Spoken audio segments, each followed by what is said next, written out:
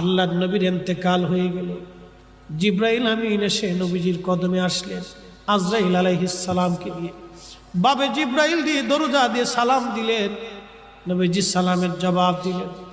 জিব্রাইল কি জন্য আসছেন? হুজুর, আজরাইলকে নিয়ে আসছি, আল্লাহ পাঠিয়েছে, আজরাইল কথা বলবেন আপনার সঙ্গে।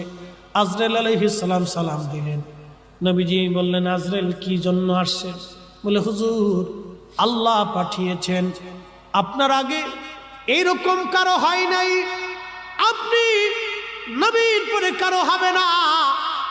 হুজুর, আল্লাহ পাঠিয়েছেন, আপনি অনুমতি দিলে আপনার জান কবজ করব, অনুমতি না দিলে আমি আজরাইল ফিরে চলে যাব। আপনার যতদিন মন চায় আপনি ততদিন উম্মতের মাঝে বেঁচে থাকবেন।